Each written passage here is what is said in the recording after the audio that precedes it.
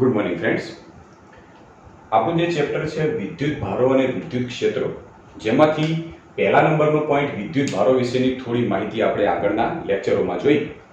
હવે પોઈન્ટ લઈએ વિદ્યુત ક્ષેત્રો એટલે શું, કે વિદ્યુત ક્ષેત્ર કેવી રીતે લાગુ પડેલું હોય છે અને વિદ્યુત ક્ષેત્રની અસરો કઈ કઈ થતી હોય છે. તો બીજો પોઈન્ટ છે આપણે વિદ્યુત ક્ષેત્ર એટલે શું અને કેવી રીતે લાગુ પડે છે. મિત્રો ખાસ ધ્યાન રાખજો કે હવે પછીની જેટલી પણ આ ચેપ્ટરની થિયરીઓ આવશે એ દરેક થિયરીની અંદર આ કોન્સેપ્ટ સૌથી વધારે મહત્વ ધરાવે છે. આ પોઈન્ટ સૌથી વધારે મહત્વ એટલા માટે ધરાવે છે કે પાછળની બધી જ થિયરીઓ જે રહી એ આ કોન્સેપ્ટ ઉપર આધારિત છે. બરાબર, તો આપણે સમજીશું કે વિદ્યુત ક્ષેત્ર શું છે અને એની અસર કેવી રીતે થતી હોય છે.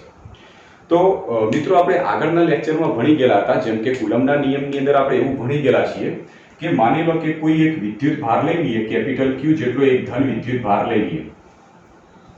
આ કેપિટલ Q જેટલા ધન વિદ્યુત ભારથી અમુક નિશ્ચિત અંતરે માની લો કે કોઈ સ્મોલ q જેટલો વિદ્યુત ભાર લઈ લઈએ. શું કર્યું કે કેપિટલ Q જેટલો વિદ્યુત ભાર લઈ લીધો, એનાથી અમુક અંતરે સ્મોલ q એટલે કે ધન વિદ્યુત ભાર લઈ લીધેલો છે. બંને વચ્ચેનું અંતર અત્યારે નિશ્ચિત અંતર છે. તો બંને વચ્ચે શું અસર થવાની છે? તો સ્વાભાવિક છે કે જો કેપિટલ Q ધન વિદ્યુત ભાર હોય, સ્મોલ q પણ ધન વિદ્યુત ભાર હોય, તો બંને વચ્ચે એક પ્રકારનું બળ લાગશે. અને કયું બળ હશે? તો બંને વચ્ચેનું જે બળ હશે એ અપાકર્ષી પ્રકારનું, કારણ કે બંને વિદ્યુત ભાર સમાન વિદ્યુત ભાર છે. માટે સ્મોલ q વિદ્યુત ભાર ઉપર આ દિશામાં એક બળ લાગશે, જેના આપણે ધારો કે બળ F તરીકે ઓળખીએ છીએ. આટલો કોન્સેપ્ટ આપણે કુલમ્બના નિયમની અંદર ભણેલા હતા. બરાબર, માની લઈએ કે ભાઈ આ જે કેપિટલ Q જે ધન વિદ્યુત ભાર હતો, એનાથી આ બાજુ કોઈ એક અંતરે, ધારો કે આપણે આ બાજુ અમુક નિશ્ચિત અંતરે સ્મોલ q વિદ્યુત ભાર લઈ લઈએ તો આના ઉપર બળ કઈ દિશામાં લાગશે? તો આના ઉપર પણ બળ એ આ જ દિશાની અંદર લાગશે, સદિશ F જેટલું, કારણ કે અપાકર્ષી બળ લાગશે. સેમ એવી રીતે ધારો કે કેપિટલ Q વિદ્યુત ભારથી માની લો કે આ દિશામાં તમે સ્મોલ q વિદ્યુત ભાર લઈ લો, તો શું થશે? તો પણ બંને ધન વિદ્યુત ભાર હોવાને લીધે અને અપાકર્ષી દિશામાં આ દિશામાં બળ લાગશે. અને સ્વાભાવિક છે કે જો ધારો કે સ્મોલ q વિદ્યુત ભાર ધન વિદ્યુત ભાર હું આ બાજુ લઈ લઉં, તો બંને ધન વિદ્યુત ભાર થવા લીધે અપાકર્ષી બળ આ દિશામાં લાગશે. ક્લિયર? તો માની લો કે એવું નહીં કે ભાઈ ફક્ત q વિદ્યુત ભારને આ બાજુ રાખીએ તો જ બળ લાગશે. તમે ગમે તે બાજુ રાખશો તો બધી બાજુ બળ લાગશે. હવે પ્રશ્ન પૂછું કે માની લો કે કેપિટલ Q વિદ્યુત ભારથી આ જગ્યાએ સ્મોલ q ધન વિદ્યુત ભાર પડ્યો છે, તો એના ઉપર તો કુલમ્બ બળ F લાગી ગયું, વિદ્યુત બળ F લાગ્યું. પણ આ બળ લાગ્યું કેવી રીતે? શું અસર થઈ તો બળ લાગ્યું? શું અસર? એવી તો કંઈક અસર હશે કે જેના લીધે આ વિદ્યુત ભાર અને આ વિદ્યુત ભાર બંને વચ્ચે એક અપાકર્ષણનું બળ લાગ્યું હશે. તો આ અસરને સમજવા માટે આપણે એક ચુંબકનું ઉદાહરણ લઈએ કે માની લો કે અહીંયા આગળ આપણી પાસે એક ચુંબક છે. બરાબર, હવે આ ચુંબકથી ધારો કે થોડે દૂર, એટલે બહુ બધા અંતરે, થોડા વધારે અંતરે અહીંયા આગળ લોખંડનો ભૂકો મૂકી દઉં. થોડા વધારે અંતરે, બહુ દૂરના અંતરે લોખંડનો ભૂકો મૂકી દઉં, તો શું થશે? બહુ દૂરનું અંતર હશે તો ચુંબકને લોખંડ, આ જે લોખંડનો ભૂકો છે એના ઉપર ચુંબકનું કોઈ આકર્ષણ બળ લાગવાનું નથી. પણ ધારો કે આ ચુંબક એને થોડો ગતિ કરાવતો આ લોખંડનો ભૂકો છે એની નજીકમાં લઈ જવું, તો શું થશે? ધારો કે આ જગ્યાએ લઈ જવું તો શું થાય? તો સ્વાભાવિક છે કે જે લોખંડનો ભૂકો છે એ ખેંચાઈ અને ચુંબક તરફ આવવાનો પ્રયત્ન કરશે, એટલે કે લોખંડના ભૂકા તરફ આ દિશામાં બળ લાગશે. ઓકે, તો હવે તમે આ ઘટનાને વિચારી અને આ ઘટનાને સમજવાનો પ્રયત્ન કરો કે આની અંદર જેમ ચુંબકની નજીકમાં લોખંડનો ભૂકો લઈ ગયા, તો લોખંડનો ભૂકો એક પ્રકારના આકર્ષણ બળની અસર હેઠળ ચુંબક તરફ આકર્ષાય છે. તો એવું તે શું હોય છે ચુંબકની અંદર? એવું તે શું હોય છે કે જેના લીધે લોખંડનો ભૂકો એ ચુંબક તરફ આકર્ષાયું? તો આપણે આગળના ધોરણોમાં ભણી ગયેલા છીએ કે ચુંબક હોય તો ચુંબકની અંદર એક પ્રકારનું એવું ક્ષેત્ર હોય છે કે આ ક્ષેત્રના સંપર્કની અંદર અથવા તો આ ક્ષેત્રની અંદર આવતો કોઈ પણ ધાતુનો કણ હોય તો એને પોતાની તરફ ખેંચી લે. અને જે આ ક્ષેત્રને આપણે ચુંબકીય ક્ષેત્ર કહેતા હતા. બરાબર, તો આપણે આ વસ્તુ ભણેલા છીએ કે કોઈ પણ ચુંબક હોય તો એની આજુબાજુ ભાગની અંદર ચુંબકીય ક્ષેત્ર હોય છે. અને આ ક્ષેત્રની અસર હેઠળ આ જ લોખંડનો ભૂકો જેવા ક્ષેત્રમાં આવશે, તરત જ એના ઉપર બળ લાગશે અને ચુંબક તરફ આકર્ષાશે. તો સેમ ઘટના વિદ્યુત ભારોની અંદર પણ બનતી હોય છે. વિદ્યુત ભારોમાં સેમ કે બે વિદ્યુત ભારો આપણે લીધા હતા, એક કેપિટલ ક્યુ ધન વિદ્યુત ભાર અને એક સ્મોલ ક્યુ ધન વિદ્યુત ભાર. હવે આ બંને વિદ્યુત ભાર સમાન હોવાને લીધે અપાકર્ષણનું બળ લાગ્યું. હવે અપાકર્ષણનું બળ કેમ લાગે છે? કારણ કે આ જે કેપિટલ ક્યુ વિદ્યુત ભાર હતો એની આસપાસ એક એવી અસર ઉત્પન્ન થતી હશે કે જે અસર આ સ્મોલ ક્યુ વિદ્યુત ભાર ઉપર બળ સ્વરૂપે પ્રવર્તતી હશે. ફરીથી કહું છું કે કેપિટલ ક્યુ વિદ્યુત ભાર રહ્યો એની આસપાસના વિસ્તારમાં એક એવી અસર ઉત્પન્ન થતી હશે કે જે આ સ્મોલ ક્યુ વિદ્યુત ભાર રહ્યો એના ઉપર કંઈક બળ સ્વરૂપે આ અસર પ્રવર્તતી હશે અને જે એની આસપાસ પ્રવર્તતી આ અસરને આપણે વિદ્યુત ક્ષેત્ર તરીકે ઓળખીએ છીએ. તો ધ્યાન રાખો કે વિદ્યુત ક્ષેત્ર વાસ્તવમાં છે શું? કે કોઈ પણ વિદ્યુત ભાર હોય એ પોતાની આસપાસનો કોઈ એક એરિયા નક્કી કરી કાઢે કે ભાઈ આટલો મારો એરિયા અને મારા એરિયાની અંદર જો કોઈ બીજો વિદ્યુત ભાર આવશે તો એના ઉપર હું આકર્ષણ કે અપાકર્ષણનું બળ લગાડે. સેમ એવી રીતે અહીંયા આગળ જે કેપિટલ ક્યુ વિદ્યુત ભાર છે એની આસપાસના વિસ્તારમાં એક એવી અસર ક્ષેત્ર સ્વરૂપે ઉત્પન્ન થાય છે કે આ ક્ષેત્ર એ આ વિદ્યુત ભાર ઉપર બળ લગાડે છે. ધ્યાન રાખજો, અને આ સ્મોલ ક્યુ વિદ્યુત ભાર ઉપર બળ કોણ લગાડે છે? કેપિટલ ક્યુ વિદ્યુત ભારના લીધે ઉત્પન્ન થતી ક્ષેત્રની અસર, એટલે કે ટૂંકમાં વિદ્યુત ક્ષેત્ર.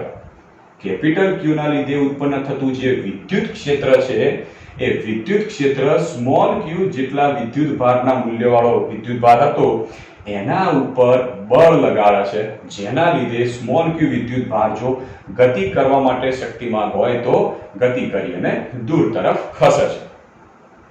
તો તમને બેઝિક પોઈન્ટ એટલી તો ખબર પડી ગઈ કે વિદ્યુત ક્ષેત્ર વાસ્તવમાં છે શું.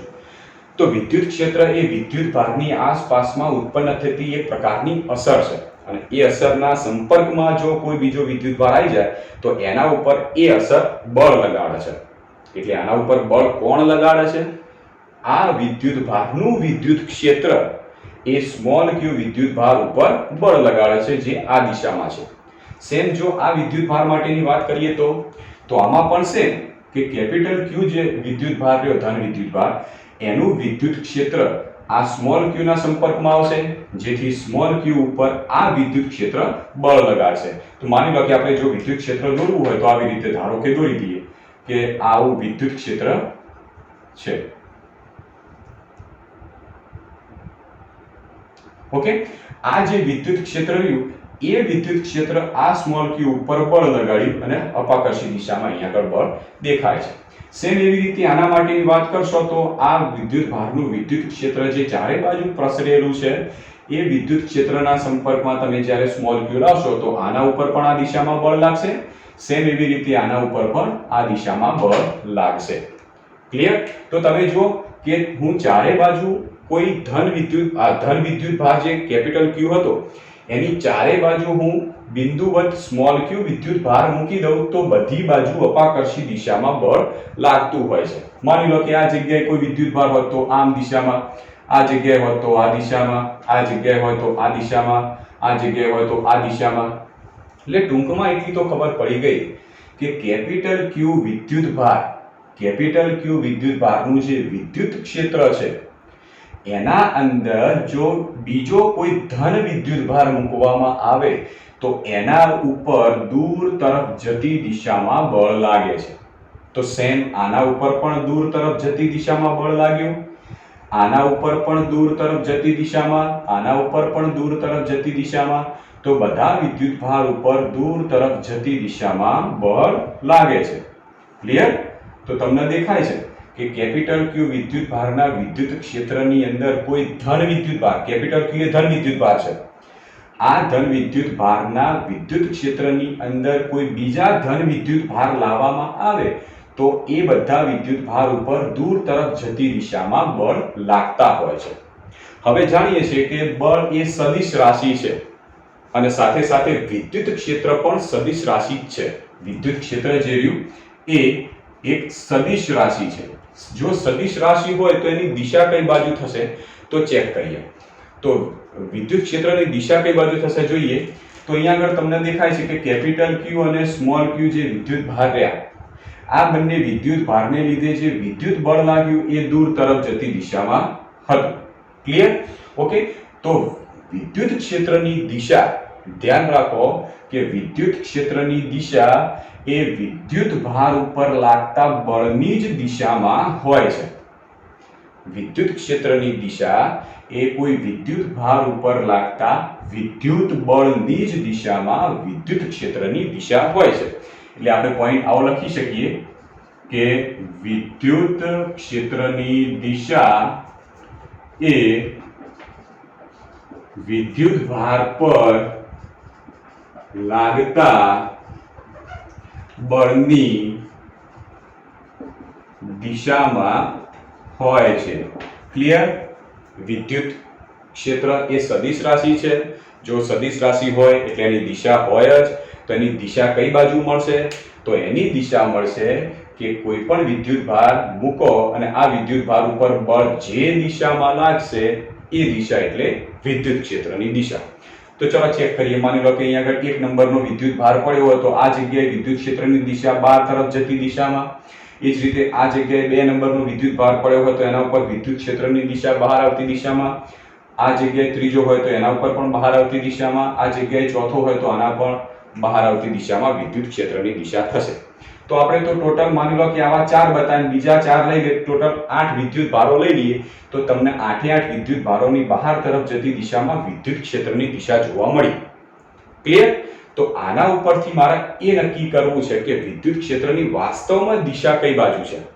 હવે વાસ્તવમાં દિશા ચેક કરવા માટે આપણે ફરીથી એક બીજું ઉદાહરણ લઈએ તો કમ્પ્લીટ આઈડિયા ક્લિયર થશે કે વિદ્યુત ક્ષેત્ર વાસ્તવમાં કઈ દિશામાં હોય. તો બીજું ઉદાહરણ સમજવા માટે આપણે જેમ અહીંયા આગળ વચ્ચેનો જે વિદ્યુત ભાર છે એ કેપિટલ ક્યુ લીધો, એના બદલે આપણે કોઈ એક કેપિટલ ક્યુ ધન વિદ્યુત ભાર લીધો, એના બદલે આપણે કોઈ એક ઋણ વિદ્યુત ભાર લઈ લઈએ.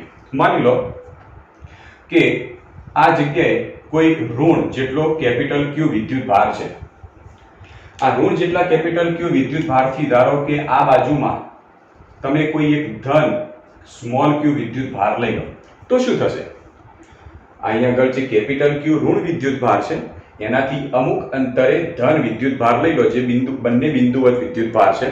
તો આ ધન વિદ્યુત ભાર ઉપર કયા પ્રકારનું બળ લાગશે? તો દેખાય છે કે ભાઈ બંને વચ્ચેનું અંતર નિશ્ચિત છે. એક ધન છે એક ઋણ છે, માટે અસમાન વિદ્યુત ભાર થયા. તો અસમાન વિદ્યુત ભાર થશે તો બંને વચ્ચે આકર્ષી પ્રકારનું બળ લાગશે, એટલે કે અંદર તરફ જતી દિશામાં બળ લાગ્યું. માની લો કે એવા ઘણા બધા વિદ્યુત ભાર લઈ લઈએ તો આ જગ્યાએ ધારો કે બીજો કોઈ ધન વિદ્યુત ભાર લઈ લો તો એના અંદર પણ આકર્ષણ પ્રકારનું બળ. આ જગ્યાએ જો બીજો કોઈ ધન વિદ્યુત ભાર લઈ લો તો એમાં પણ આકર્ષણ પ્રકારનું બળ. આ જગ્યાએ પણ જો કોઈ ધન વિદ્યુત ભાર લઈ લો તો એમાં પણ આકર્ષણ પ્રકારનું બળ લાગશે. ફરીથી હું નહીં કહું કે આ બળ કેવી રીતે આવ્યું. યાદ રાખો કે કોઈ પણ વિદ્યુત ભાર ઉપર બળ ક્યારે લાગશે કે એ વિદ્યુત ભાર એ બીજા વિદ્યુત ભારના વિદ્યુત ક્ષેત્રમાં જ્યારે આવી જાય ત્યારે એ વિદ્યુત ક્ષેત્ર આ બીજા વિદ્યુત ભાર ઉપર બળ સ્વરૂપની અસર ઉપજાવે છે. ક્લિયર? ઓકે, તો આ 4 હતા. ધારો કે બીજા પણ તમે વિદ્યુત ભાર લઈ લો અને દરેકના જો બળ ચેક કરો તો બધાના બળ તમને કઈ જગ્યાએ મળશે? અંદર તરફ આવતા જ, કારણ કે બધા જ આપણે ધન વિદ્યુત ભાર લઈએ છીએ. તો હવે બંનેમાં જુઓ, બંને આકૃતિ જુઓ. બંને આકૃતિ ઉપરથી આપણને થોડો ઘણો તો આઈડિયા ક્લિયર થયો કે વિદ્યુત ક્ષેત્રની દિશા કઈ બાજુ હશે. આની અંદર કે જ્યાં મધ્યમાં ધન વિદ્યુત ભાર હતો, ચારે બાજુ પણ ધન વિદ્યુત ભાર હતો, તો વિદ્યુત ક્ષેત્રની દિશા વિદ્યુત બળની દિશામાં એટલે બહાર તરફ જતી દિશામાં. જ્યારે અહીંયા શું થાય છે કે જો મધ્યમાં તમે ઋણ વિદ્યુત ભાર લઈ લો, એની ચારે બાજુ જો ધન વિદ્યુત ભાર લઈ લો તો આ બધા જ ધન વિદ્યુત ભાર તરફ બળ કઈ દિશામાં લાગશે? તો અંદર તરફ જતી દિશામાં. અને ખબર છે કે વિદ્યુત ક્ષેત્રની દિશા એ વિદ્યુત ભાર ઉપર લાગતા બળની દિશામાં હોય, માટે આની અંદર વિદ્યુત ક્ષેત્રની દિશા બહાર તરફ જતી દિશામાં અને આની અંદર વિદ્યુત ક્ષેત્રની દિશા અંદર તરફ જતી દિશામાં થશે. હવે આને શાબ્દિક સ્વરૂપે લખવું હોય તો કેવી રીતે લખીએ? તો અહીંયા દેખાય છે કે જો વિદ્યુત ભાર, મધ્યનો વિદ્યુત ભાર તમે બિંદુવત વિદ્યુત ભાર લઈ લો. જેમ કે તમને ખબર છે કે કોઈ તળાવ હોય, તળાવમાં પાણી શાંત હોય. હવે એની અંદર તમે નાનો એક પથ્થર વચ્ચો વચ નાખો તો સ્વાભાવિક છે કે પથ્થર જો પાણીની અંદર પડશે તો એની આજુબાજુ વમળો નીકળશે. હવે તમે જોયું છે, થોડું નિરીક્ષણ જો કર્યું હોય તો જેવો તમે પથ્થર નાખશો તો એની ચારે બાજુ વર્તુળાકાર સ્વરૂપના વમળો નીકળશે, એટલે ગોળાકાર સ્વરૂપના વમળો નીકળશે. તો આનો મતલબ એ થાય કે જો મોટા વિસ્તારની અંદર તમે કોઈ બિંદુવત પદાર્થ નાખો કે જે બિંદુ સ્વરૂપનો પદાર્થ હોય તો એ ચારે બાજુ વર્તુળાકાર અસર ઉપજાવે. સેમ એવી રીતે જો આ વિદ્યુત ભાર એ બિંદુવત વિદ્યુત ભાર હશે તો આની ચારે બાજુ વિદ્યુત ક્ષેત્ર એ વર્તુળાકાર સ્વરૂપનું હશે. વર્તુળાકાર સ્વરૂપનું હશે તો ચારે બાજુ તમને વિદ્યુત ક્ષેત્ર વર્તુળાકાર સ્વરૂપનું મળશે.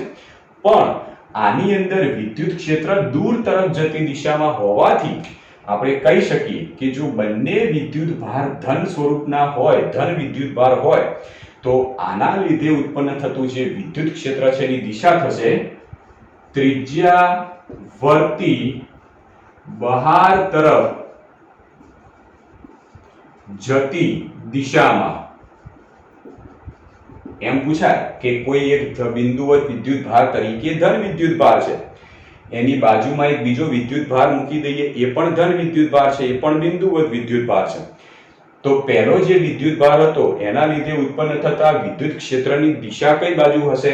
તો જો બંને વિદ્યુત ભારો સમાન મૂલ્યના હોય, બંને વિદ્યુત ભારો સમાન હોય તો એના લીધે જે વિદ્યુત ક્ષેત્ર એકના લીધે જે ઉત્પન્ન થતું જે વિદ્યુત ક્ષેત્ર હશે એ ત્રિજ્યાવર્તી અને બહાર જતી દિશામાં તમને મળશે.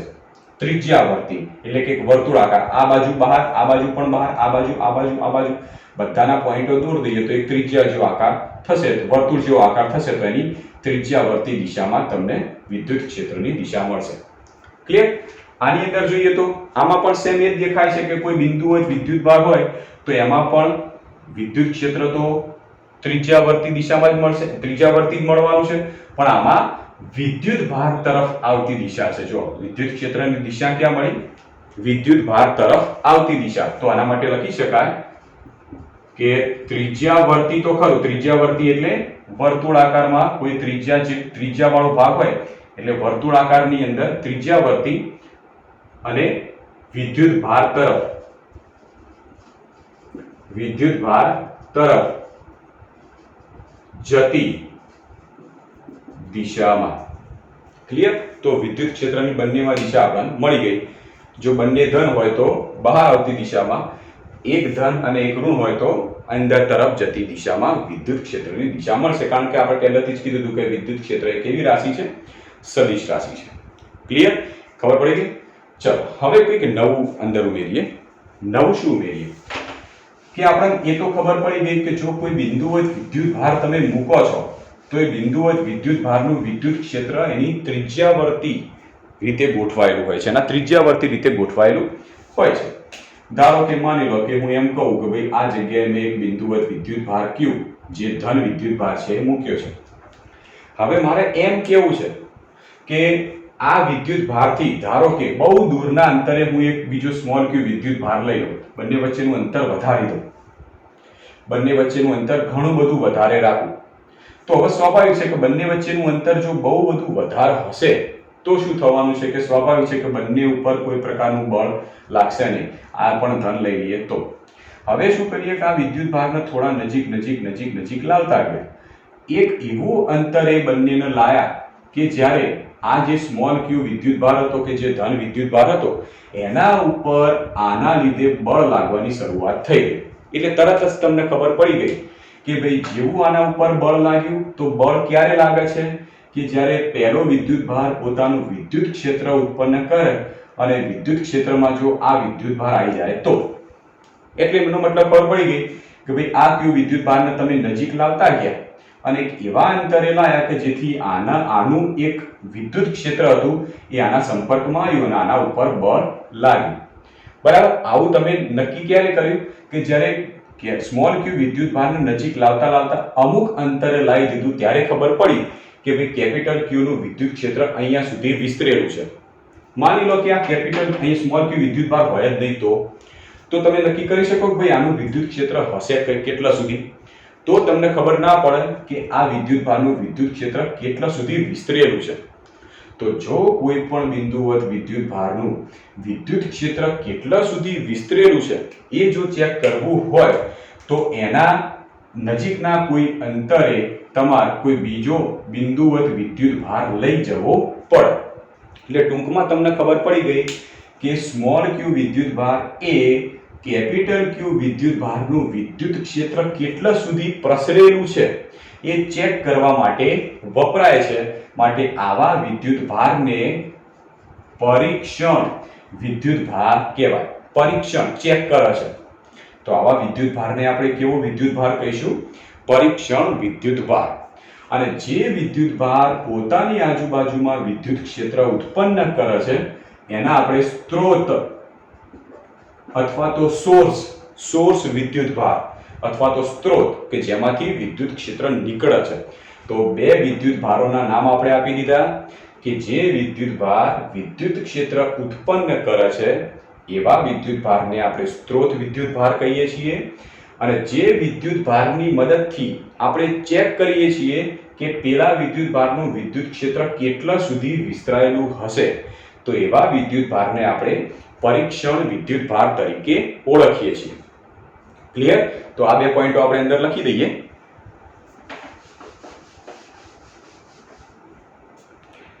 કે પહેલો પોઈન્ટ કે જે વિદ્યુત ભાર વિદ્યુત ક્ષેત્ર ઉત્પન્ન કરે છે તે વિદ્યુત ભારને સ્ત્રોત વિદ્યુત ભાર કહે છે. બીજો પોઈન્ટ જે વિદ્યુત ભાર વિદ્યુત ક્ષેત્ર ઉત્પન્ન કરે એને સ્ત્રોત વિદ્યુત ભાર કીધું. અને બીજો કે જે વિદ્યુત ભારની મદદથી વિદ્યુત ક્ષેત્ર ચેક કરવામાં આવે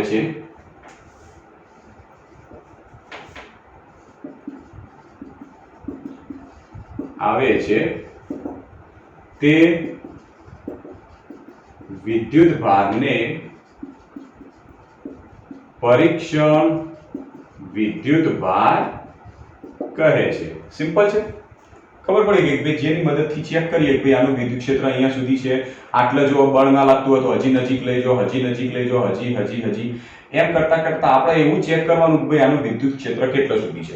માટે જે વિદ્યુત ભાર આવું ચેક કરે એને પરીક્ષણ કહેવાય અને જે પોતાનું વિદ્યુત ક્ષેત્ર ઉત્પન્ન કરે એને આપણે સ્ત્રોત વિદ્યુત ભાર તરીકે ઓળખીએ છીએ. ક્લિયર? તો આટલા પોઈન્ટો પહેલા બેઝિક તરીકે સમજી લો. હવે આની અંદર સૌથી મહત્વના પોઈન્ટ તરીકે આગળ જઈએ. હવે જોજો, આ બધાની અંદર આપણે એટલું તો સમજ્યા છીએ કે કોઈ એક બિંદુવત વિદ્યુત ભાર લીધો, આ વિદ્યુત ભાર પોતાની આસપાસ વિદ્યુત ક્ષેત્ર ઉત્પન્ન કર્યો, એ વિદ્યુત ક્ષેત્રના સંપર્કમાં સ્મોલ ક્યુ વિદ્યુત ભાર આવ્યો કે એ પણ બિંદુવત વિદ્યુત ભાર છે અને એના ઉપર બળ લાગ્યું તો એ ખસવાની પ્રક્રિયા કરશે. ખસવાની કેમ ખસે છે? કારણ કે જો ખસવા માટે મુક્ત રાખીએ તો એ ખસી શકે. બરાબર? હવે આ ઘટનાની અંદર ધ્યાન રાખો, સૌથી મહત્વનો પોઈન્ટ, આ ઘટનાની અંદર કે જે કેપિટલ ક્યુ વિદ્યુત ભાર હોય છે, કેપિટલ ક્યુ વિદ્યુત ભારની સાપેક્ષમાં જે સ્મોલ ક્યુ વિદ્યુત ભાર લઈએ એ સ્મોલ ક્યુ વિદ્યુત ભાર એકદમ બિંદુવત વિદ્યુત ભાર લેવાનો, બહુ જ સૂક્ષ્મ લેવાનો. સૂક્ષ્મ એટલે લગભગ 0 ની નજીક. તમે એમ કહી શકો કે q ટેન્ડ્સ ટુ 0 જો લિમિટમાં લાવી દો કે આ q વિદ્યુત ભારનું મૂલ્ય રહ્યું એ બહુ જ સૂક્ષ્મ એટલે કે બહુ જ ઓછું 0 ની નજીકનું હોવું જોઈએ. આ જ્યારે પ્રયોગ કરીને વિદ્યુત ક્ષેત્ર તમે ચેક કરતા હોય ત્યારે પહેલો પોઈન્ટ યાદ રાખવાનો કે જે પરીક્ષણ વિદ્યુત ભાર છે એ પરીક્ષણ વિદ્યુત ભારનું મૂલ્ય લગભગ 0 ની નજીકમાં જ હોવું જોઈએ. લગભગ 0 ની નજીકમાં એટલે 0 ની એકદમ અડી. આપણને ખબર છે કે જે પણ વિદ્યુત ભારો છે એ વિદ્યુત ભારોનું મૂલ્ય નાનામાં નાનું મૂલ્ય 1.6 into 10⁻⁹ કુલમ છે. ખબર છે? પ્રોટોન કે ઇલેક્ટ્રોન હોય તો પ્રોટોન કે ઇલેક્ટ્રોનના વિદ્યુત ભારનું મૂલ્ય 1.6 into 10⁻⁹ કુલમ છે. તો આ જો આટલું મૂલ્ય તો પ્રોટોન ક્યાં તો ઇલેક્ટ્રોનનું હોય છે. એનો મતલબ શું કે જે પરીક્ષણ વિદ્યુત ભાર તરીકે પ્રોટોન ક્યાં તો ઇલેક્ટ્રોન તમે લઈ શકો. આપણે ધન લઈએ તો પ્રોટોન તરીકે લઈ અને પરીક્ષણ તરીકે એનો ઉપયોગ કરી શકીએ. તો ધ્યાન રાખો કે આ પ્રક્રિયામાં પરીક્ષણ વિદ્યુત ભારનું મૂલ્ય એ 0 ની નજીકમાં હોવું જોઈએ. 0 ની નજીકમાં એટલે બહુ જ સૂક્ષ્મ, અને સૂક્ષ્મમાં સૂક્ષ્મ મૂલ્ય આટલું છે 1.6 × 10⁻19 કુલમ. અને આવું મૂલ્ય તો પ્રોટોન ક્યાં તો ઇલેક્ટ્રોનનું હોય. જો પરીક્ષણ વિદ્યુત ભાર તરીકે ધન લીધેલો હોય તો એનો મતલબ કે અહીંયા આગળ આપણે કોણ લઈશું? પ્રોટોનને લઈ અને આ પ્રક્રિયા કરીશું. ક્લિયર? આટલા પોઈન્ટની સમજણ પડી ગઈ? તો પરીક્ષણ વિદ્યુત ભાર અને સ્ત્રોત વિદ્યુત ભાર આપણે કોને કહીશું અને કેવી રીતે બંનેનો ઉપયોગ કરીશું એ આપણે આટલા પોઈન્ટમાં સમજી શકીએ છીએ. હવે એક બીજો પોઈન્ટ લઈએ છીએ આપણે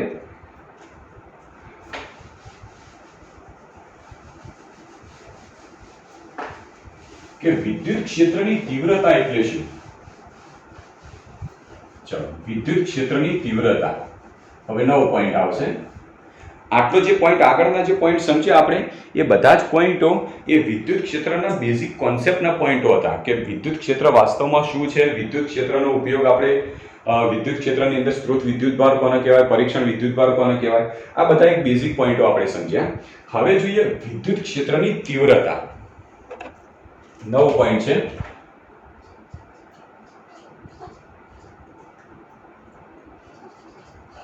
વિદ્યુત ક્ષેત્રની તીવ્રતા. એને પણ સદિશ E સંજ્ઞાથી જ દર્શાવાય છે. વિદ્યુત ક્ષેત્રની તીવ્રતા. તીવ્રતા શબ્દ તમે સાંભળ્યો છે, તીવ્રતા. તીવ્રતા એટલે મતલબ ઉદાહરણ સ્વરૂપે સમજવું હોય તો ધારો કે માની લો કે શિયાળાનો સમય હોય અને તમે તાપણું કરવા બેઠા અને આ જગ્યાએ ધારો કે તમે કોઈ તાપણું કર્યું છે. ઓકે, હવે તાપણું કર્યું હોય તો સ્વાભાવિક છે કે આપણે શિયાળો હોય તો તાપણાની જેમ જેમ તમે નજીક બેઠા હશો તો તમને ગરમાવો વધારે લાગશે, પણ તમે જેમ જેમ તાપણાથી થોડા દૂરના અંતરે બેઠેલા હશો તો એમ એમ ગરમાવાનો અનુભવ ઓછો થતો જાય છે. આવું કેમ થાય છે કે જ્યારે તાપણું સળગાવો છો તેના નજીકના ભાગની અંદર એની તીવ્રતા વધારે હોય છે, અને વધારે તીવ્રતા હોવાને લીધે નજીકના ભાગમાં ગરમીનો વધારે અનુભવ થાય. પણ જેમ જેમ તમે દૂર તરફ જતા જો, તાપણાથી થોડા દૂર તરફ જતા જો છો એમ એમ તમને ઓછા ગરમીનો અનુભવ થાય છે, કારણ કે એની તીવ્રતા ઘટતી જાય છે. સેમ આવું જ વિદ્યુત ભારની અંદર પણ લાગુ પડે છે. વિદ્યુત ભારમાં કેવી રીતે લાગુ પડતું હશે તો આપણે આગળ જ ભણી ગયા કે કોઈ પણ વિદ્યુત ભાર હોય, ધારો કે આ Q જેટલો ધન વિદ્યુત ભાર, બિંદુવત ધન વિદ્યુત ભાર છે. કોઈ પણ વિદ્યુત ભાર હોય એ પોતાની આજુબાજુમાં વિદ્યુત ક્ષેત્ર ઉત્પન્ન કરતો હોય. જેમ કે આ કેપિટલ Q વિદ્યુત ભાર છે તેની આજુબાજુના ભાગની અંદર વિદ્યુત ક્ષેત્ર એ તમને મળતું હોય છે. માની લો કે અહીંયા સુધી આનું વિદ્યુત ક્ષેત્ર છે. તો આ વિદ્યુત ભારના નજીકના ભાગમાં તમે જતા જો, જેમ જેમ તમે નજીકના ભાગમાં હશો એટલે કે આ લાઈનમાં આવો છો તો વિદ્યુત ક્ષેત્રની તીવ્રતા વધારે હશે, અને જેમ જેમ તમે વિદ્યુત ભારથી દૂર તરફ જતા જશો એમ એમ વિદ્યુત ક્ષેત્રની તીવ્રતા ઘટતી જાય છે. એક સમય એવો આવશે કે લગભગ આ વિદ્યુત ભારથી બહુ દૂરના અંતરે આવી જશો, વધારે દૂરના અંતરે આવી જો તો ત્યાં આગળ વિદ્યુત ક્ષેત્રની તીવ્રતા લગભગ બહુ જ નહિવત જેટલી હોય છે. તો આમ કહી શકાય કે વિદ્યુત ક્ષેત્રની તીવ્રતા એટલે પ્રબળતા. પ્રબળતાનો મતલબ એ થાય કે આ જગ્યાએ જો ધન વિદ્યુત ભાર હોય તો નજીકના ભાગમાં તમે કોઈ બીજો બિંદુવત વિદ્યુત ભાર મૂકી દો તો એ પ્રબળતાથી એના ઉપર આકર્ષણ બળ અથવા તો અપાકર્ષણ બળ લગાડશે. પણ આ કેપિટલ Q વિદ્યુત ભારથી તમે દૂર તરફ જતા જોશો, જેમ જેમ દૂર તરફ જતા જોશો એમ એમ દૂર તરફના ભાગમાં મૂકેલ બીજા કોઈ વિદ્યુત ભાર હોય એના ઉપર એ બળની અસર ઘટતી જાય છે. તો ટૂંકમાં આપણને તાપણા જેવી અસર થઈ એવી દેખાય છે કે નજીકના ભાગમાં તીવ્રતા વધારે અને દૂરના ભાગમાં જતા જઈએ છીએ એમ તીવ્રતા ઘટતી જાય છે. તીવ્રતા એટલે ટૂંકમાં પ્રબળતા. ક્લિયર? તો વિદ્યુત ક્ષેત્રની તીવ્રતા એટલે કે સદિશ E, જેના આપણે સૂત્ર સ્વરૂપે આપણે થિયરીની અંદર રજૂ કરવું છે, તો આપણે કેવી રીતે રજૂ કરીએ? તો એના માટે આપણે એક આકૃતિ દોરી દઈએ. મારે ચેક કરવું છે કે કોઈ પણ વિદ્યુત ભારની વિદ્યુત ક્ષેત્રની તીવ્રતા કેટલી છે અને કેવી છે. તો એના માટે આપણે ધારો કે એક યામાક્ષ પદ્ધતિ લઈ લઈએ. યામાક્ષ પદ્ધતિની અંદર બે અક્ષો x અને y, બે અક્ષો લઈ અને એનું ઉગમ બિંદુ O તરીકે નક્કી કરી દઈએ. બરાબર? હવે સૌથી પહેલું કામ કરીએ કે મારે ચેક કરવું છે કે વિદ્યુત ક્ષેત્રની તીવ્રતા, કોઈ પણ વિદ્યુત ભાર હોય એની આસપાસ જે વિદ્યુત ક્ષેત્ર ઉત્પન્ન થાય છે એ વિદ્યુત ક્ષેત્ર અલગ અલગ બિંદુએ કેટલું છે, ટૂંકમાં અલગ અલગ બિંદુએ એની તીવ્રતા કેવી છે અને કેટલી છે એ મારે ચેક કરવું છે. તો એ ચેક કરવા માટે યામાક્ષ પદ્ધતિના ઉગમ બિંદુ ઉપર આ જે ઉગમ બિંદુ વાળો ભાગ રહ્યો એના ઉપર એક કેપિટલ Q જેટલો ધન વિદ્યુત ભાર લઈ લઈએ. યાદ રાખજો, કેપિટલ Q જેટલો ધન વિદ્યુત ભાર, આ વિદ્યુત ભાર એ બિંદુવત વિદ્યુત ભાર છે. બરાબર? તો સૌથી પહેલું કામ શું કર્યું? યામાક્ષ પદ્ધતિ ઉપર આપણે એક બિંદુવત વિદ્યુત ભાર કેપિટલ Q આ જગ્યાએ મૂકી દીધો.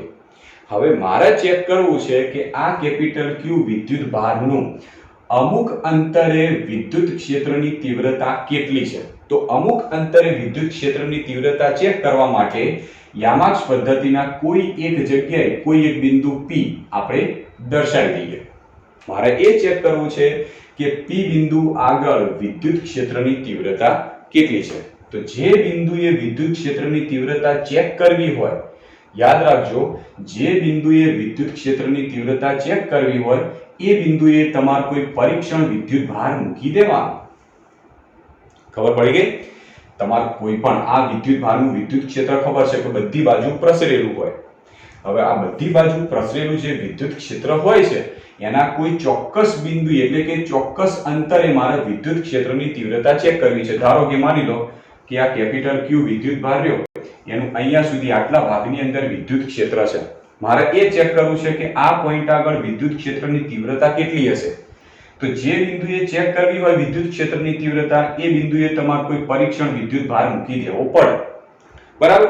તો એવું જ કર્યું કે કેપિટલ Q વિદ્યુત ભાર રહ્યો એનું મારા વિદ્યુત ક્ષેત્રની તીવ્રતા ચેક કરવા માટે કોઈ એક બિંદુ P આગળ સ્મોલ q જેટલો વિદ્યુત ભાર લઈ લીધો.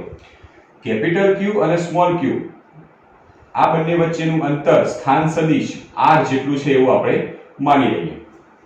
આપણે શું કર્યું કે કેપિટલ Q વિદ્યુત ભાર હતો એનાથી સ્થાન સદિશ r જેટલા અંતરે આવેલા P બિંદુએ સ્મોલ q વિદ્યુત ભાર લઈ લઈએ. હવે ખબર છે કે કેપિટલ Q ધન વિદ્યુત ભાર, સ્મોલ q એ પણ ધન વિદ્યુત ભાર લઈ લઈએ તો બંને ધન વિદ્યુત ભાર માટે બંને વચ્ચે અપાકર્ષણનું બળ લાગશે. તો સ્વાભાવિક છે કે આ સ્મોલ q વિદ્યુત ભાર ઉપર આ દિશામાં બળ લાગશે જે હશે સદિશ F. કોઈ કહેશે આ બળનું મૂલ્ય કેટલું, બળ સદિશ F કેટલું હોય છે? આપણે આગળ કુલમના સદિશ નિયમમાં જોઈ ગયા હતા કે બે બિંદુવત વિદ્યુત ભારો હોય, બંને વચ્ચેનું અંતર નિશ્ચિત અંતર હોય તો બંને વચ્ચે જે બળ લાગે છે એ બળ માટેનું સૂત્ર આપણે કુલમના સદિશ નિયમમાં ભણી ગયા હતા. અને સૂત્ર હતું કે capital Q small q by બંને વચ્ચેનું અંતર r². આ તો બે વચ્ચે લાગતા વિદ્યુત બળનું મૂલ્ય મળ્યું, પણ બળ એ સદિશ રાશિ છે, આ દિશામાં લાગે છે તો સદિશ સ્વરૂપમાં કેટલું મળશે? તો સદિશ F બરાબર બળ ગુણ્યા બળની દિશામાંનો એકમ સદિશ. તો જો બળ આ દિશામાં છે એ દિશામાં સ્થાન સદિશ, જો બળ આ દિશામાં એ દિશામાં સ્થાન સદિશ છે તો સ્થાન સદિશનો એકમ સદિશ તો r કેરેટ. તો આટલા મૂલ્યનું બળ એ સ્મોલ q વિદ્યુત ભાર પર કેપિટલ Q વિદ્યુત ભારને લીધે આ દિશામાં લાગતું હશે. તો આ પ્રોસેસ આપણે અહીં આગળ લખી દઈએ કે ધારો કે શૂન્યાવકાશમાં મૂકેલા બિંદુવત ધન વિદ્યુત ભાર કેપિટલ Q થી r અંતરે આવેલા બિંદુ P પર મૂકેલા સ્મોલ q વિદ્યુત ભાર પર લાગતું વિદ્યુત બળ સદિશ F બરાબર કે capital Q small q by r². અને આ બળ સદિશ રાશિ છે અને બળની દિશા એ સ્થાન સદિશ જે રહ્યો એની દિશામાં હોવાથી એનો એકમ સદિશ. સમીકરણ 1.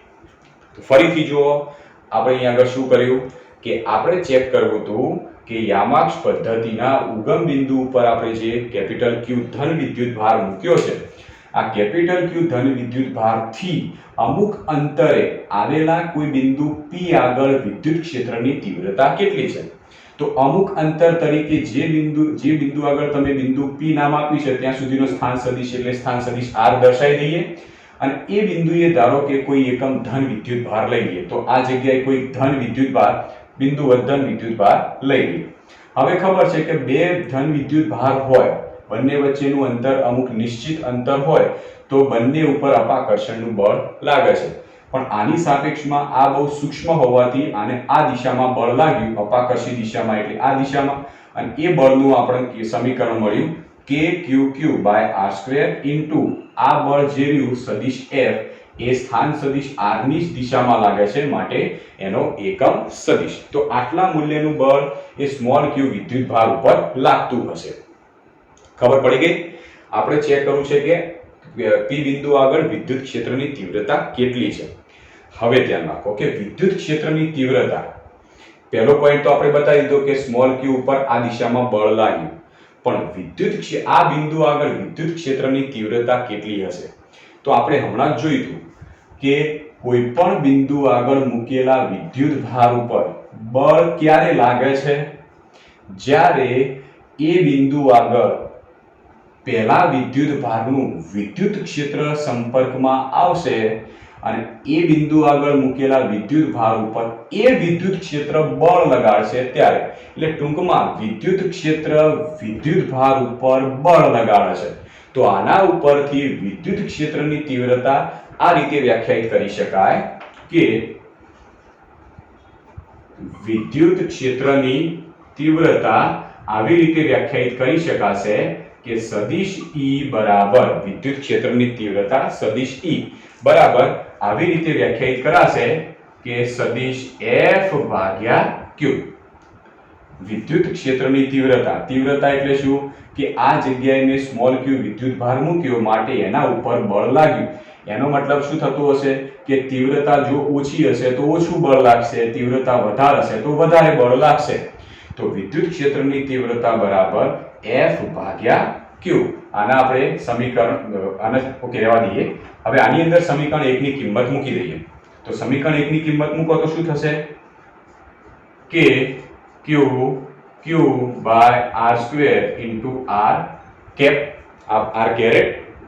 ઓકે, હવે ભાગ્યા into અહીંયા આગળ q. હવે q તો કેન્સલ થઈ ગયા, તો therefore સદિશ E બરાબર શું થશે કે કેપિટલ Q, અહીંયા q તો કેન્સલ થઈ જવાના છે, છેદના q છે એટલા માટે, kq/r² into r caret અથવા તો r cap. તો સદિશ E બરાબર r caret લખો અથવા તો આમ લખીએ r² into સદિશ r ભાગ્યા એનું મૂલ્ય. બરાબર? તો therefore સદિશ E બરાબર kq/r³ into r સદિશ. તો આ જે સમીકરણ મળ્યું એ વિદ્યુત ક્ષેત્રની તીવ્રતાનું સમીકરણ કહેવાશે. મારે વિદ્યુત ક્ષેત્રની તીવ્રતાનું મૂલ્ય જોવું છે તો મૂલ્ય કેટલું હશે? તો આના ઉપરથી કહી શકાય કે વિદ્યુત ક્ષેત્રની તીવ્રતા સદિશ E નું મૂલ્ય બરાબર kq/r². તો મૂલ્યનું કેટલું મળશે? આ તો એકમ સદિશ છે, જો એકમ સદિશ કાઢી દઈએ તો સીધું એનું મૂલ્ય આવી જશે. તો જો એકમ સદિશ કાઢી દઈએ મૂલ્ય થઈ ગયું, મૂલ્ય બરાબર kq/r². તો આટલા મૂલ્યનું વિદ્યુત ક્ષેત્ર અથવા તો વિદ્યુત ક્ષેત્રની તીવ્રતા બિંદુ P પાસે હશે. બરાબર? તો આપણે આ સૂત્ર ખાસ યાદ રાખવાનું રહેશે કે કોઈ પણ બિંદુવત વિદ્યુત ભારનું વિદ્યુત ક્ષેત્ર અથવા તો વિદ્યુત ક્ષેત્રની તીવ્રતા કેવી રીતે શોધવી? તો તે બિંદુવત વિદ્યુત ભારથી કોઈ r અંતરે કોઈ બિંદુ P લઈ લઈએ. આ P બિંદુ પર કોઈ બીજો બિંદુવત વિદ્યુત ભાર કે ધન વિદ્યુત ભાર લઈ લઈએ. આ ધન વિદ્યુત ભાર ઉપર લાગતું બળ શોધી કાઢીએ અને બળ ઉપરથી નક્કી કરીએ કે એની તીવ્રતા કેટલી હશે. ક્લિયર? તો આપણે એક સૂત્ર અહીં આગળ મેળવ્યું છે. હવે જો આ જે સૂત્ર હતું આ સૂત્રને આપણે ફરીથી લખીએ છીએ આ જગ્યાએ કે વિદ્યુત ક્ષેત્રની તીવ્રતા સદિશ E બરાબર સદિશ F ભાગ્યા Q. હવે માની લો કે તમે કોઈક બિંદુ P પાસેનો કોઈ વિદ્યુત ભારનું મૂલ્ય જાણો છો. એ બિંદુ P પાસે લાગતું બળ પણ તમે જાણો છો. તો હવે ચેક કરવું છે કે એ બિંદુ P પાસે આપેલા ધન વિદ્યુત ભારની વિદ્યુત ક્ષેત્ર અથવા તો તીવ્રતા કેટલી હશે. જો બળ અને વિદ્યુત ભાર બંને જાણતા હશો તો તીવ્રતા તમને મળી જશે. પણ માની લો કે રકમ તમને આવી રીતે આપેલી છે કે કોઈ ધન વિદ્યુત ભાર છે જેનું વિદ્યુત ક્ષેત્ર અથવા તો વિદ્યુત ક્ષેત્રની તીવ્રતા કોઈ Q વિદ્યુત ભાર ઉપર આટલી છે. સમજી લેજો કે કોઈ ધન વિદ્યુત ભાર છે એનું વિદ્યુત ક્ષેત્ર ચારે બાજુ પ્રસરે છે, બરાબર. એની કોઈ P બિંદુ પાસે આવેલા Q વિદ્યુત ભાર ઉપર તીવ્રતા આટલી છે અને એ Q વિદ્યુત ભારનું મૂલ્ય આટલું છે તો એના ઉપર કેટલું બળ લાગતું છે. તો જો બળ શોધવું હોય તો સદિશ F બરાબર Q ઇન્ટુ સદિશ E આ સૂત્રની મદદથી પણ શોધી શકાય છે. ક્લિયર? ઓકે, તો આટલી વસ્તુ ક્લિયર થઈ ગઈ, બરાબર. તો હવે આપણે આ સૂત્ર ઉપરથી એની વ્યાખ્યા બનાવવાનો પ્રયત્ન કરીએ વિદ્યુત ક્ષેત્રની તીવ્રતા. ચલો, વિદ્યુત ક્ષેત્રની તીવ્રતા શું, એની વ્યાખ્યા શું બનાવીએ તો ધ્યાન રાખજો. કોઈ વિદ્યુત ભાર કે વિદ્યુત ભારોનું બનેલું તંત્ર હોય, કોઈ એક વિદ્યુત ભાર અથવા તો વિદ્યુત ભારોનું બનેલું તંત્ર હોય, એની આસપાસના વિસ્તારમાં આવેલા કોઈ બિંદુએ રહેલા એકમ ધન વિદ્યુત ભાર પર લાગતા વિદ્યુત બળને વિદ્યુત ક્ષેત્રની તીવ્રતા કહેવાય. ફરીથી જુઓ કે કોઈ વિદ્યુત ભાર કે વિદ્યુત ભારનું તંત્ર હોય, એની આસપાસ પ્રવર્તતા આની આસપાસના વિસ્તારમાં મૂકેલા કોઈ એકમ ધન વિદ્યુત ભાર પર, નીચે રાશિ એટલે એકમ ધન વિદ્યુત ભાર ઉપર લાગતા વિદ્યુત બળને વિદ્યુત ક્ષેત્રની તીવ્રતા કહેવાશે. તો વ્યાખ્યા આપણે આવી રીતે લખીએ કે કોઈ વિદ્યુત ભાર કે વિદ્યુત ભારના તંત્રની આસપાસના વિસ્તારમાં આવેલા કોઈ બિંદુ પર મૂકેલા એકમ ધન વિદ્યુત ભાર પર લાગતા વિદ્યુત બળને વિદ્યુત ક્ષેત્રની તીવ્રતા કહે છે. ક્લિયર? તો વિદ્યુત ક્ષેત્રની તીવ્રતા કહીશું. તો આખી થિયરી આપણે ફરીથી એકવાર લાસ્ટ વાર સમજી લઈએ કે વિદ્યુત ક્ષેત્રની તીવ્રતા આપણે કેવી રીતે વ્યાખ્યાયિત કરી છે. તો વિદ્યુત ક્ષેત્રની તીવ્રતા વ્યાખ્યાયિત કરવા માટે કોઈ એક બિંદુવત ધન વિદ્યુત ભારને યામાક્ષ પદ્ધતિના ઉગમ બિંદુ ઉપર મૂકી દઈએ. આ ધન વિદ્યુત ભારથી ધારો કે સ્થાન સદિશ r જેટલા અંતરે આવેલા P બિંદુએ કોઈ સ્મોલ q વિદ્યુત ભાર લઈ લઈએ. આ સ્મોલ q વિદ્યુત ભારની મદદથી ચેક કરીશું કે કેપિટલ Q વિદ્યુત ભારનું આ બિંદુએ વિદ્યુત ક્ષેત્રની તીવ્રતા કેટલી છે. હવે જો આ જગ્યાએ આપણે સ્મોલ q ધન વિદ્યુત ભાર લઈ લઈએ તો સ્વાભાવિક છે કે બંને ધન વિદ્યુત ભાર બંને કોઈ નિશ્ચિત અંતરે મૂકેલા હોય તો બંને ઉપર અપાકર્ષી દિશામાં બળ લાગશે. તો સ્મોલ q વિદ્યુત ભાર ઉપર આ દિશામાં બળ લાગ્યું. હવે બળ કેટલું હશે તો આપણે કુલમના નિયમની અંદર ભણી ગયેલા છીએ કે બળ F બરાબર KQQ બાય r². કે Q એટલે કેપિટલ Q, સ્મોલ q એટલે બીજો q એટલે સ્મોલ q ભાગ્યા બંને વચ્ચેનું અંતર એનું મૂલ્ય r². હવે બળ એ આ દિશામાં છે માટે સદિશ રાશિ હોવાથી તો સદિશ બરાબર મૂલ્ય ગુણ્યા એકમ સદિશ. એકમ સદિશ એ બળ જે દિશામાં હોય ત્યાં સ્થાન સદિશનો મૂલ્ય, સ્થાન સદિશનો એકમ સદિશ. તો બળ આ દિશામાં છે તો એનો સ્થાન સદિશ r ની દિશામાં છે માટે એનો એકમ સદિશ r, બરાબર. આને આપણે સમીકરણ નંબર 1 કહી દઈએ. હવે વિદ્યુત ક્ષેત્રની તીવ્રતા, મારે આ જગ્યાએ વિદ્યુત ક્ષેત્રની તીવ્રતા શોધવી છે તો વિદ્યુત ક્ષેત્રની તીવ્રતા આવી રીતે વ્યાખ્યાયિત કરવામાં આવે છે કે વિદ્યુત ક્ષેત્રની તીવ્રતા સદિશ E બરાબર F ભાગ્યા Q. આ વિદ્યુત ક્ષેત્રની તીવ્રતાનું સૂત્ર છે. કેવી રીતે કે આ બિંદુએ તીવ્રતા કેટલી છે, તો આ બિંદુએ રહેલા વિદ્યુત ભાર ઉપર કેટલું બળ લાગે છે એ જાણી લો તો એની તીવ્રતા મળી જાય. તો એ બિંદુએ તીવ્રતા બરાબર બળ ભાગ્યા વિદ્યુત ભાર. બળની કિંમત સમીકરણ 1 માંથી આપણે મૂકી તો Q Q કેન્સલ, તો આ રીતે સમીકરણ મળ્યું. અને આ સમીકરણની અંદર r કેરેટ છે, r કેરેટ બરાબર સદિશ r ભાગ્યા એનું મૂલ્ય, તો એના ઉપરથી જો કરીએ તો kq r ઘન * r સદિશ થાય. હવે વિદ્યુત ક્ષેત્રનું મૂલ્ય શોધવું છે તો એકમ સદિશ નીકળી જશે, તો સીધું એનું મૂલ્ય મળશે kq r².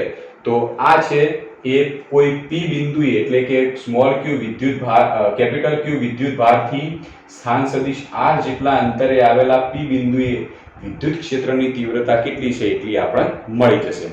તો આના ઉપરથી આપણે વ્યાખ્યા પણ બનાવી દીધી કે આના ઉપરથી આપણે વ્યાખ્યા શું બનાવીશું કે કોઈ વિદ્યુત ભાર હોય કે વિદ્યુત ભારનું બનેલું કોઈ તંત્ર હોય, એની આસપાસના વિસ્તારમાં મૂકેલા કોઈ બીજા કોઈ બિંદુ હોય તો વિદ્યુત ભાર અથવા તો કોઈ મૂકેલા એકમ ધન વિદ્યુત ભાર ઉપર જે વિદ્યુત બળ લાગતું હોય છે એને વિદ્યુત ક્ષેત્રની તીવ્રતા કહેવાય છે. અને વિદ્યુત ક્ષેત્રની તીવ્રતાને આપણે સદિશ E સંજ્ઞાથી દર્શાવીએ છીએ. ક્લિયર? ઓકે. હવે આના ઉપરથી આપણે વિદ્યુત ક્ષેત્રની તીવ્રતા એનો એકમ બનાવીએ તો એનો એકમ શું થશે? તો એનો એકમ, ચલો એકમ બનાવવાનો પ્રયત્ન કરો. એકમ બનાવવા માટે તમે આ સમીકરણ કે તો આ સમીકરણ બંનેમાંથી કોઈ પણનો ઉપયોગ કરી શકો. ઈઝી આર્યો પડશે તો આના ઉપરથી બનાવીએ તો E બરાબર F/Q. F એટલે બળ અને એનો એકમ થશે ન્યૂટન, Q એ વિદ્યુત ભાર માટે કુલમ. તો ન્યૂટન પ્રતિ કુલમ આ એક એનો એકમ થશે.